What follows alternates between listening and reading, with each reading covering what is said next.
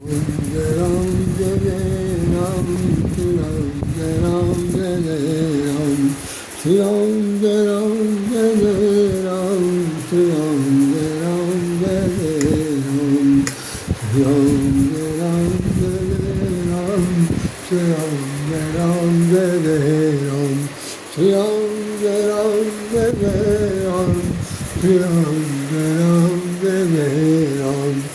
राम जय राम जय जय राम श्री राम जय राम जय जय राम श्री राम जय राम जय जय राम श्री राम जय राम जय जय राम श्री राम जय राम जय जय राम श्री राम जय राम जय जय राम श्री राम जय राम जय जय राम श्री राम जय राम जय जय राम श्री राम जय राम जय जय राम श्री राम जय राम जय जय राम। जय श्री राम। सभी श्री राम जय राम जय जय राम श्री राम जय राम जय जय राम श्री राम जय राम जय जय राम श्री राम जय राम जय जय राम श्री राम जय राम जय जय राम श्री राम जय राम जय जय राम। बोलिए सावर रामचंद्र महाराज जी की जय। आज हमारे वास्तविक जन्मदिन की पूर्व संध्या है। कल वास्तविक जन्म तारीख होगी और आज मेरे मन में था कि मैं भगवान को स्मरण करते हुए दो शब्द अपनी बात भगवान के सामने रखूं। और क्योंकि जीवन का एक एक पल जिस हिसाब से गुजर रहा है वो लौट कर तो नहीं आने वाला। ये तो बहुत से लोग जानते भी होंगे, बहुत से लोग नहीं जानते। जानते वो लोग नहीं हैं जो अभी किसी न किसी मद में चूर हैं, जिन्हें ऐसा लग रहा है कि सब कुछ हरी हरी है और जीवन में कभी कुछ किसी को बुढ़ापा नहीं आएगा। ऐसा लोग हैं, सोचते हैं कभी हमारे पर संकट नहीं आएगा। और वो जिस खुशी के माहौल में जी रहे हैं उसमें उनको यही लग रहा है कि जो कुछ भी हो रहा है सब एक जैसा रहेगा। लेकिन हमारी धार्मिक ग्रंथों का कथन है, तमाम सारे जितने भी सिद्धांत हैं उन सबका कहना है, सबका कथन यही है कि सब दिन एक से नहीं जाते। किस किस की सदा बनी आई जग में, किस किस की सदा बनी आई। पूछ रही है इस संसार में किस किस की बनवाई। ये मीराबाई का पद है, मीराबाई का ये लिखा हुआ ये भजन है। बनी रही राजा दशरथ की अंत घड़ी जब आई, बनी रही राजा दशरथ की अंत घड़ी जब आई। भरत शत्रुघ्न नानी के घर, भरत शत्रुघ्न नानी के घर, बन का गए रघुराई जग में, किसकी सदा बनी आई जग में, किसकी सदा बनी आई जग में, किसकी सदा बनी आई। बनी रही राजा रावण की अंत घड़ी जब आई, बनी रही राजा रावण की अंत घड़ी जब आई। 100 पूत 100 नाती, केहू न दीप जलाई जग में, किसकी सदा बनी आई जग में, किसकी सदा बनी आई जग में, किसकी सदा बनी आई। करम गति तारे नाही टरी हो भैया, करम गति तारे नाही टरी। दानी हरीश चंद्र से राजा डोमही नीर भरी, दानी हरीश चंद्र से राजा डोमही नीर भरी। करम गति तारे नाही तरी, करम गति तारे नाही टरी। हमने इन 2 भजनों का जो अंश सुनाया आपको, उसमें सिर्फ एक खास बात कहने के लिए रह गया है कि जीवन का जो पल पल गुजर रहा है या अब तक जो गुजरा है, जिन लोगों के जीवन में गुजरा है, जो गुजरेगा, वो ये ध्यान रखें कि हर पल में, हर पल आपका जीवन घट रहा है। ऐसा कहा जाता है, हमारे पुराण कहते हैं कि जन्म के समय ही मृत्यु की तारीख लिख दी जाती थी। जैसे ही बच्चा, जैसे ही संतान, जैसे भी जीव धरती पर अपना कदम रखता है, अर्थात जैसे ही उसका सिर धरती पर आता है, उसी क्षण उसकी मृत्यु की तारीख कम होना, जन्म की तारीख कम होना शुरू हो जाती है। हम लोग कहते हैं जन्मदिन उतना हो गया, बढ़ता चला गया, आज बढ़ा, बधाई दे रहे हैं, खुश रहो, चैतन्य रहो, चिरंजीव रहो, सब कुछ कहते चले जाते हैं। लेकिन सच्चाई ये है कि जितना लिख कर आया हुआ है, उस लिखे हुए का जो मापन है वो पल पल करके घटता चला जा रहा। और एक ऐसी घड़ी आती है जिसके बाद ये है कि भाई ये कहने को शेष नहीं रह जाता कि भाई अब हमें जीना है कि नहीं जीना है। भगवान श्री कृष्ण ने तो साफ गीता में स्पष्ट कह दिया था कि आपने देखा हो कि अर्जुन से जब उन्होंने कहा कि क्या देखते हो, अस्त्र उठाओ और इन सब को मारो जो तुमको मारने के लिए आए, कि तुम्हारे सब घर के रिश्तेदार नातेदार हैं और तुमको मार देना चाहते हैं।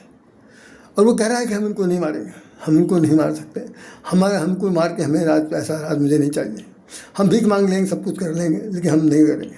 उन भगवान श्री कृष्ण ने कहा कि ये मर चुके हैं, सुन लो, ये मर चुके हैं, इनको मैंने पहले ही मार दिया है, अब तुमको निमित्त मात्र बनना है, केवल तीर चलाते हुए तुम दिखाई पड़ोगे, मार तो हम चुके हैं, अब तुम्हें क्या करना है। तो जहाँ पर ये बात आ गई कि भगवान स्वयं कह देता है कि हम सबको मार चुके हैं, जिनको चाहता नहीं है, जो निर्धारित, जिसके लिए जन्म मृत्यु निर्धारित है और वो ईश्वर के हाथ में है। ये दोहा अगर रामचरितमानस में लिखा है, तुलसी जैसी भव्यता तैसी मिली सहाय, आप नावई ताहि पे ताहि तहाँ ले जाए।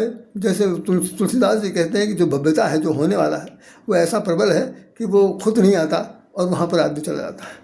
विष्णु का आपके बाद वशिष्ठ जी भी रो करके चित्रकूट में कहते हैं, सुनो भरत भाई प्रबल बिलख कहो मुनिनाथ, सुनो भरत भावी प्रबल बिलख कहो मुनिनाथ, हानि लाभ जीवन मरण यश अपयश विधिहात। जहाँ लाभ जीवन मरण यश अपयश विधिहात, ये सब भगवान के हाथ में है। हम लोग तो सिर्फ ये सोच रहे हैं कि भाई क्या होगा क्या नहीं होगा, कैसे जिएंगे कैसे मरेंगे, ये सब हमारे आपके बस में नहीं है। हाँ, दिन बाय डे जो कल जितना सौंदर्य था, जितना स्वरूप था, वो बदलता चला जा रहा है।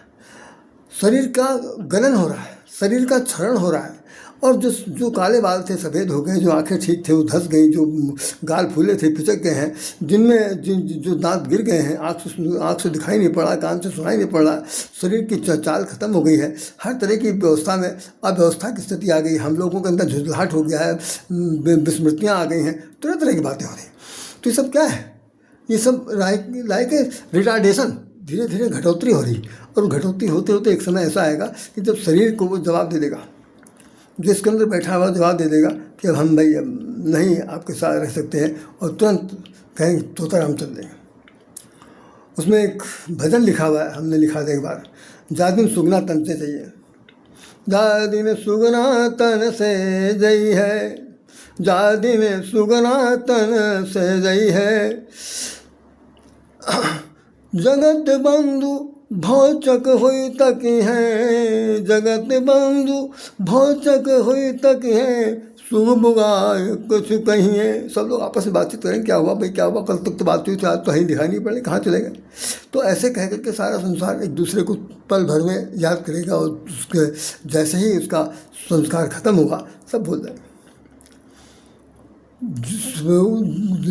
इसमें ये भी लिखा हुआ है कि तन से जाए सुखना जाए कि फिर लौट के कब होना ही है, जात दिन तन से सुखना चाहिए। जब इसमें से ये आत्माराम तोताराम निकल जाएंगे, फिर लौट के फिर यहाँ कभी नहीं आएंगे।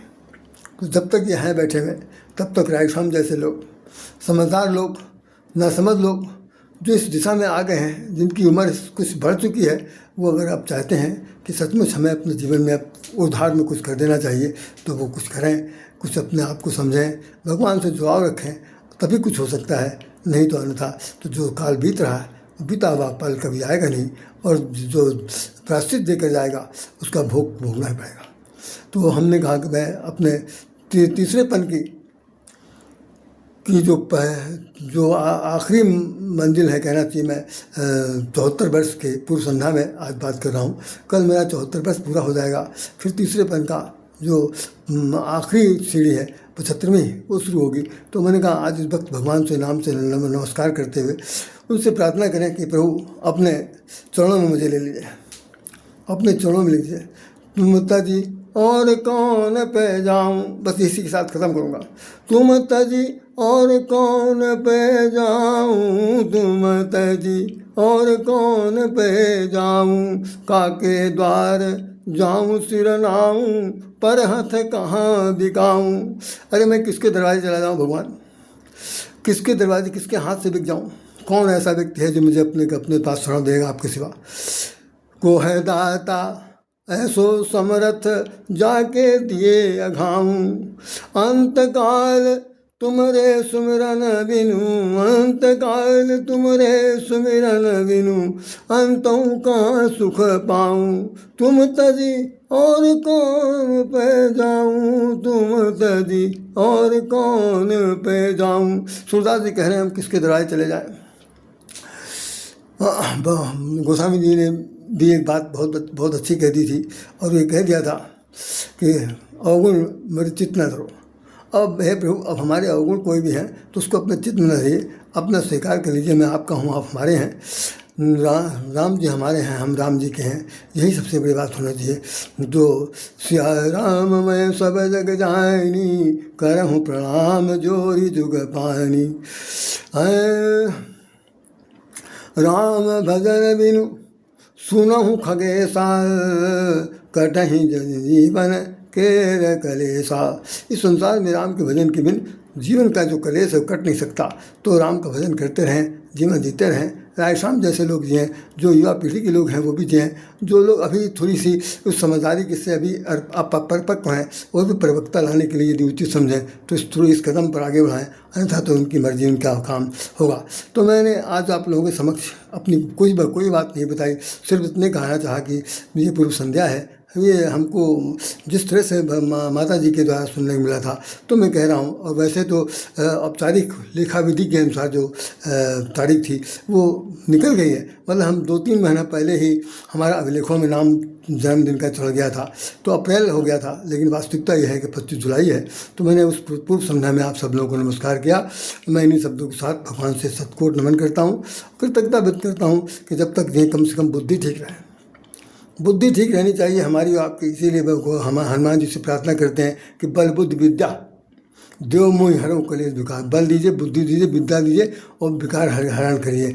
बोलिए श्याम रामचंद्र महाराज की जय।